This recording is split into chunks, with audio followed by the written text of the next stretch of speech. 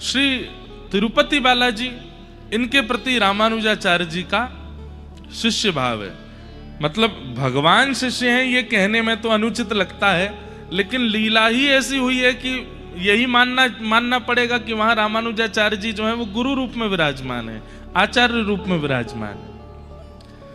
बात ऐसी थी कि एक बार तिरुचि से, श्रीरंगम से रामानुजाचार्य जी वेंकट पर्वत पर वेंकटाधीश भगवान तिरुपति जी का दर्शन करने के लिए गए। तो जैसे ही दर्शन करने के लिए गए, रामानुजाचार्य जी को देख करके तिरुपति बालाजी मंद मंद मुस्काने लगे। तो रामानुजाचार्य जी बोले, आप क्यों मुस्कुरा रहे हैं? बोले, एक बात बताइए, ध्यान से सुनिएगा सब। क्या बताएं? बोले कि हम अवतार लेकर के इतना कुछ नहीं कर पाते, हम अवतार लेकर के भी इतने मानवों का कल्याण नहीं कर पाते, आप आचार्य बन के इतने लोगों का कल्याण कैसे कर देते हैं? अरे बात तो सुनो, ताली पहले बजाते हो। प्रश्न कर रहे हैं ठाकुर जी कि हम अवतार लेकर के इतने जीवों का उद्धार नहीं कर पाते और आप आचार्य बनकर के इतने जीवों का कल्याण कैसे कर देते हो?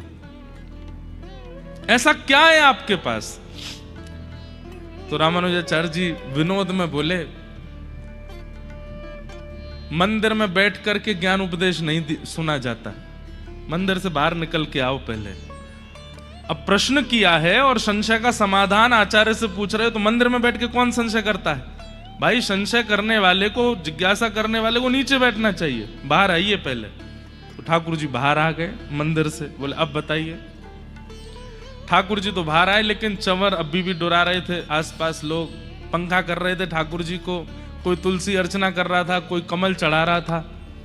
रामानुजाचार्य जी बोले, मतलब यहाँ पे चंवर डुरा रहे हैं, पंखा झल रहे हैं, पैरों में आपके चरणों में तुलसी अर्चना चल रही, ऐसे कोई ज्ञान उपदेश सुना जाता है? पहले इन सबको हटाओ यहाँ से। तो ठाकुर जी बोले, सब लोग जाओ भैया, एकांत में बैठने दो। सब चले गए। अब ठाकुर जी तो इतने लंबे हैं, तिरुपति बालाजी खूब लंबे हैं, और रामानुजाचार्य जी थोड़े न छोटे हैं उनके सामने। तो रामानुजाचार्य जी बोले, ज्ञान लेने वाले से नीचे झुका जाता है, ऐसे तन के नहीं खड़े रहते हैं कि हाँ गुरुजी बताओ, ऐसे होता है। थोड़ा नीचे झुकिए। ठाकुर जी थोड़े नीचे झुक गए। बोले, थोड़ा कान पास में लाइए। तो ठाकुर जी ने अपना कान पास में किया।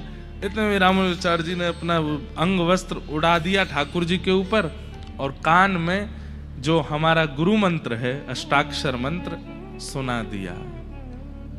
और जैसे ही सुनाया, ठाकुर जी बोले, ये तो मेरा ही नाम है, मेरा ही नाम आप मुझे ही सुना रहे हो। मैंने पूछा कि मैं तो अवतार लेकर के इतने लोगों का उद्धार नहीं कर पाता, आप आचार्य बन के इतना उद्धार कैसे करते हैं?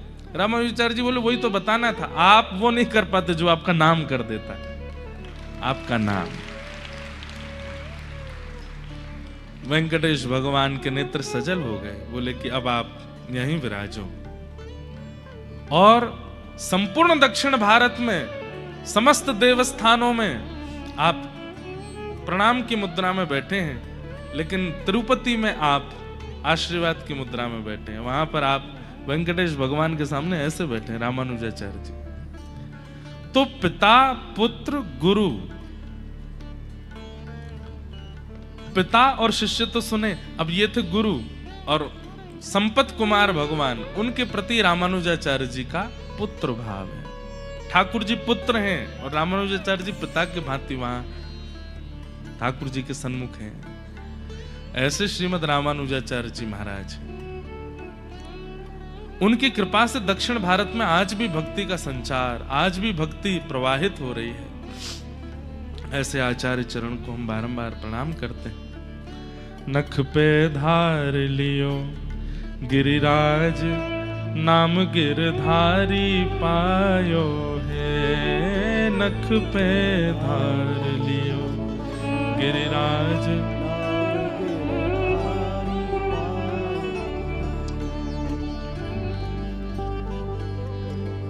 गोवर्धने धृते शैला, आसाराद् रक्षिते व्रजे,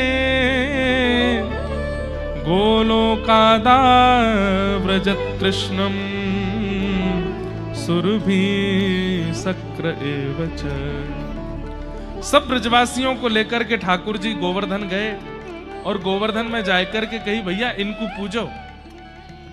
कल हम लोग सुन रहे थे कि ब्रजवासियों ने 56 भोग लगाए और श्री गिरिराज बाबा की खूब सुंदर आराधना की, खूब सुंदर पूजा करी। ठाकुर जी स्वयं अपने हाथन से जाकर के श्री गिरिराज जी को 56 भोग अरोगा रहे हैं, खूब आनंद कर रहे थे। ब्रजवासी उछल उछल करके नाच रहे थे। लेकिन तभी नारद जी महाराज वहां आए और 56 भोग की कुछ सामग्रियों में से लेकर के गए और इंद्र को जाकर के पवाने लगे। इंद्र ने कही भैया कहां से लाए हो इतना सब? नारद जी ने बताई, बोले आपकी पूजा बंद हो गई है। अब ब्रजमंडल में आपकी पूजा बंद हो गई है, गिरिराज जी की पूजा शुरू हो गई, तो उसी के 56 भोग हमें मिले तो हमने कि आपको भी खिलाते चलें। इंद्र को बड़ी तेज क्रोध आया, बोले ब्रजवासियों ने मेरी पूजा बंद कर दी। एक बात बहुत ध्यान से सुनिएगा, हम किसी के प्रति कोई व्यवहार करते हैं और उस व्यवहार में एक बार कोई कमी आ जाती है और सामने वाला व्यक्ति विचलित हो जाता है, इसका मतलब क्या है? वो व्यक्ति योग्य नहीं है। जैसे मान लीजिए पत्नी अपने पति की खूब सेवा करती है, जैसे पति को भोजन चाहिए वैसा भोजन, जैसे वस्त्र चाहिए वैसे वस्त्र, जैसा व्यवहार चाहिए वैसा व्यवहार रोज करती है। 6 महीना कोई कटौती नहीं हुई, लेकिन एक दिन इतनी सी गलती होने पर और पति नाराज हो जाए, इसका मतलब क्या है?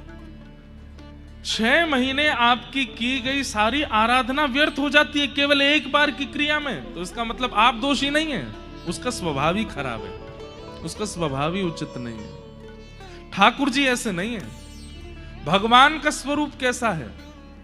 आप 6 महीना खूब प्रेम से करो, लेकिन एक दिन कोई अपराध बन जाए तो कई लोगों को डर लगता है कि जैसे किसी का कोई नियम था, एकादशी का नियम था, साल हो गया 2 साल हो गए, खूब बढ़िया एकादशी चल रही है, हर महीने करते हैं, भूलते नहीं है, लेकिन गलती से एक एकादशी निकल गई, उस पर कुछ अन्न खा लिया तो कई लोग डर जाते हैं, ठाकुर जी अब नाराज हो गए होंगे। अगर वास्तव में आप भगवान की आराधना करते हैं और एक सच्चे भक्त के भांति सच्चे भगवान की सेवा करते हैं, ठाकुर जी नाराज नहीं होते। ये तो छोटे मोटे इधर उधर के जो होते हैं ना, इनकी जब आराधना करते हो और उसमें जरा सी कमी होती है तो वो नाराज हो जाते हैं। जैसे एक जगह मैं गया, मैंने वहां के लोगों से कहा आप लोग बलि क्यों करते हो? बोले हम बलि नहीं करें तो हमारे देवता नाराज हो जाते हैं। मैंने कहा अच्छा, एक जीव को एक बार ना मारा जाए तो देव नाराज होते हैं, और जीव की रक्षा करो तो बोले वो तो अच्छी बात है ही है, पर मैंने कहा देखो ये देव का स्वरूप नहीं है, वो देव तुल्य होंगे, देवता की श्रेणी में होंगे, लेकिन बात एक हमारी बहुत ध्यान से सुनिएगा। कई बार आपके द्वारा लिखे गए पत्र, आपके द्वारा किए गए कमेंट्स, आपके द्वारा किए गए मेल्स, उससे प्रधानमंत्री नाराज नहीं होता, नीचे वाले हो जाते हैं। प्रधानमंत्री आपके घर आए, आपने उचित व्यवस्था नहीं करी, वो उनको बुरा नहीं लगेगा, वो इसीलिए तो विशाल हैं, इसीलिए तो श्रेष्ठ हैं।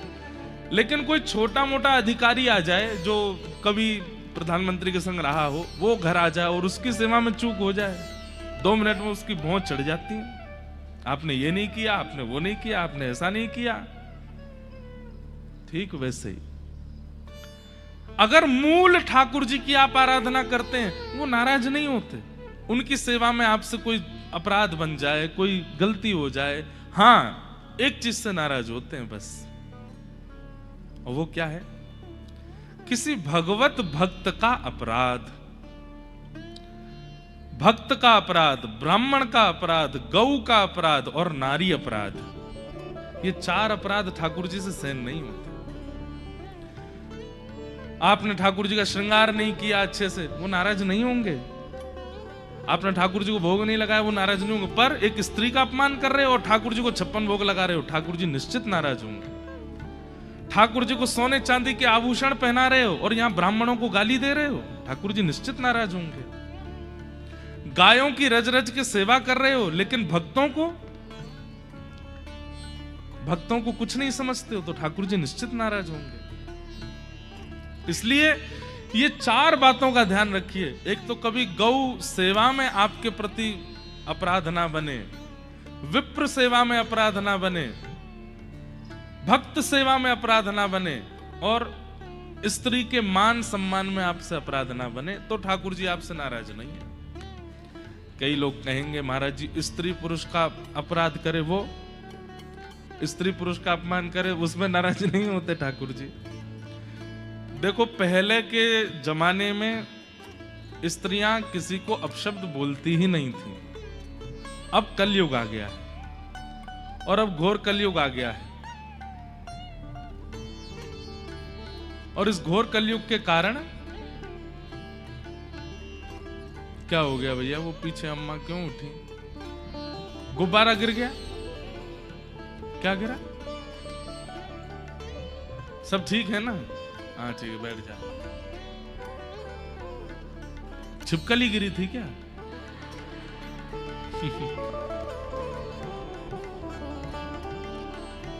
बोलो वृंदावन बिहारी लाल। हम क्या बात कह रहे थे? प्राचीन भारत में माताएं अपशब्द बोलती ही नहीं थी, माताएं कभी बुरा बोलती ही नहीं थी, माताएं कभी मारती पीटती नहीं थी, माताएं काट के बक्सा में नहीं धर देती थी। अब तो आए दिन सुनने में आ जाता है, हर 2-3-4 महीना में कुछ हो गया, वैसे ही ब्याह नहीं कर रहे और डर लगे आ जाता है, क्या करें। लेकिन एक बात सुनिएगा, रेशियो देखो। अगर रेशियो देखने पर आओगे तो भाई लोग तो हर दिन कोई ना कोई कुछ ना कुछ करता ही रहता है। माताओं के आते हैं 2 महीना 6 महीना में कोई एक बार, क्योंकि अभी भी स्वभाव इतना नहीं बिगड़ा है, अभी भी सहज भाषी, मृदु भाषी, प्रिय बोलना, ख्याल रखना, ये मां का स्वभाव होता ही है। इसलिए उनके लिए कहा गया है कि भाई उनका अगर सम्मान में कोई, यत्र नार्यस्तु पूज्यन्ते रमन्ते तत्र देवता, अगर नारी का सम्मान नहीं करते हो तो ठाकुर जी नाराज होते हैं। और वो व्यक्ति चाहे कितनी सेवा करता हो ठाकुर जी की, लेकिन स्त्री अपराध यदि उसके द्वारा होता है, ठाकुर जी राजी नहीं होते। ऐसे ही ठीक उतना ही विप्र अपराध यदि वो करता है, कई लोगों को हमने देखा है, बड़े बड़े सेठ साहूकार होते हैं, अपने घर पर ब्राह्मण देवता को बुलाते हैं पूजा आदि कराने के लिए, लेकिन ठीक है पूजा करवाते हैं पर वैसा सम्मान नहीं करते ब्राह्मण का। आप कहेंगे ब्राह्मण ही अधिकारी क्यों है सम्मान का? भैया आपके जन्म से लेकर के अंतिम संस्कार तक आप स्वयं अपना कुछ नहीं कर सकते, सब ब्राह्मण को ही कराना पड़ता है। वे ही नामकरण करवाएंगे, वे ही मुंडन करवाएंगे, वे ही ब्याह करवाएंगे, वे ही प्रथम अक्षर लिखवाएंगे, वे ही अन्नप्राशन करवाएंगे। अगर ब्राह्मण सन्निधि ना प्राप्त हो तो आप में और अंग्रेजों में और आप में और विधर्मियों में कोई अंतर थोड़ी है। ब्राह्मण सानिध्य के कारण आप वैष्णव कहलाते हो, आप हिंदू कहलाते हो, आप सनातनी कहलाते हो। अगर ब्राह्मण नहीं है, आप अपने आप ही करके तो दिखाओ, कुछ नहीं कर पाओगे। अरे नया घर तक बनाएंगे तो उसमें भी प्रवेश ब्राह्मण ही कराएगा, और जब पधार जाओगे तब आपकी अंतिम यात्रा भी ब्राह्मण ही कराएगा। तो हमारी प्रत्येक क्रिया को व्यवस्थित रूप से हमारे वैदिक धर्मानुसार करवाने वाले ब्राह्मण, क्या वो सम्मान डिजर्व नहीं करते? निश्चित करते हैं, वो गुरु तुल्य हैं, आपको उनको प्रणाम करना चाहिए। शास्त्र तो ऐसी आज्ञा करते हैं, अगर कोई ब्राह्मण कुल में जन्मा है और ब्राह्मणेतर कर्म करता है, मतलब जो ब्राह्मणों के काम नहीं होते वो करता है, तो भी वो प्रणम्य है। दक्षिण भारत की राम कथा में तो ऐसा तक सुनने में आता है कि महादेव की आराधना जब कर रहे थे रामेश्वरम भगवान की, तो रावण ही आया था पूजा कराने के लिए, क्योंकि है तो ब्राह्मण, भले ही राक्षसत्व में है। और जब वो आया तो उसने आकर के कह दिया, बोले कि भाई बिना गृहिणी के तो नहीं होगी। तो फिर सब ने आसन से उठा, बोले आसन पे तो तुम ब्राह्मणों से उठ के इधर आओ। और जब किनारे गए तो बोले कि गृहिणी तो तुम्हारे पास ही है। तो बोले ठीक है मैं ले आता हूं, लेकिन केवल पूजा तक रहेंगे, फिर उसके बाद मैं ले जाऊंगा। तो राम जी बोले जैसा आपको उचित लगे। तो फिर रावण लेके आया सीता जी को और जाकर कहा बैठिए, और वाम भाग में जब सीता जी बैठी हैं तब महादेव की आराधना रावण ने करवाई। और उसके बाद जब आराधना पूरी हो गई, राम जी ने दक्षिणा प्रदान की। दक्षिणा प्रदान करने के बाद में ब्राह्मण को जो उचित सम्मान प्रणाम आदि करना चाहिए वो सब किया, और रावण ने आशीर्वाद दिया है। और रावण को यही आशीर्वाद देना पड़ेगा, क्या चिर सौभाग्यवती भव, आपका सौभाग्य, आपके पति सदा सर्वदा आपके नेत्रों के सन्मुख रहे हैं। और जब सब हो गया, आसन से उतरती फिर राक्षस बन गया। बोले आइए बैठो विमान में चलो। ऐसा दक्षिण भारत की जो रामायण भी अनेक है ना, उसमें एक में ऐसा भाव भी है। तो ब्राह्मण का सम्मान करना ये बहुत आवश्यक है। आजकल लोग जातिवाद में आकर के ये भूल जाते हैं कि ये उचित नहीं है, बल्कि उसकी जगह दूसरी बात कहने लगते हैं कि यही क्यों अधिकारी, हम क्यों नहीं है। सबके अधिकार विभक्त किए गए हैं। बोतल में ऊपर की तरफ वो होती है, क्या बोलते हैं उसको, ढक्कन। अब ढक्कन तो ऊपर होता है और नीचे का जो हिस्सा है वो रो रहा है। बोले क्यों? बोले मेरे साथ बहुत अत्याचार किया, मुझे ऊपर करो, ढक्कन नीचे करो। हो सकता है ऐसा? ढक्कन नीचे कर देंगे तो क्या होगा? जब जब खुलेगा, जितना अंदर सार भरा है सब निकल जाएगा, कुछ नहीं बचेगा। अब इसी दिशा में जा रहे हैं हम लोग, ढक्कन को नीचे कर रहे हैं। और जिस दिन ढक्कन नीचे हो गया, हो सा ही गया है, लोग बाग कहां करते हैं सम्मान। अब इसी वजह से धर्म टिकता नहीं, निकल जाता है। भक्ति टिकती नहीं, निकल जाती है। संस्कार रुकते नहीं, प्रस्थान कर जाते हैं। क्यों? ब्राह्मणों के उचित सम्मान नहीं करते, इसलिए ठाकुर जी नाराज होते हैं। तो स्त्रियों का सम्मान कीजिए, ब्राह्मणों का सम्मान कीजिए, गौ का सम्मान कीजिए और भक्तों का सम्मान। इन चारों में अगर आपसे चूक हो गई तो ठाकुर जी नाराज हो जाते हैं। इंद्र नाराज हो गया, क्यों? क्योंकि उसकी हजारों वर्षों से चली आ रही पूजा आज नहीं हुई है। ये कैसा देवता है? ये देव हो कैसे सकता है तो देवता ही, लेकिन ये भगवान नहीं है। इंद्र ने मेघमालाओं को आज्ञा कर दी, जाइए जाकर के ब्रजमंडल पर इतनी वर्षा करो, इतनी वर्षा करो कि पूरा ब्रजमंडल डूब जाए। सांबर तक मेघमालाओं ने आकर के इतनी जोर से वर्षा करना प्रारंभ किया, गड़गड़ करके बादल गरजने लगे। सब ब्रजवासी त्राहिमाम कह के दौड़ने लगे। हम तो पहले ही मना कर रहे हैं, इंद्र की पूजा बंद मत करो। ना मानी हमारी बात, या नेक्स्ट से छोरा की बात मान करके और सबन ने इंद्र की पूजा बंद कर दी। यही मारे इतनी जोर से इंद्र नाराज हैरो है। बंधुओं, गिरिराज लीला इतनी सुंदर है और इतनी विस्तृत है, कितने समाधान हो जाते हैं।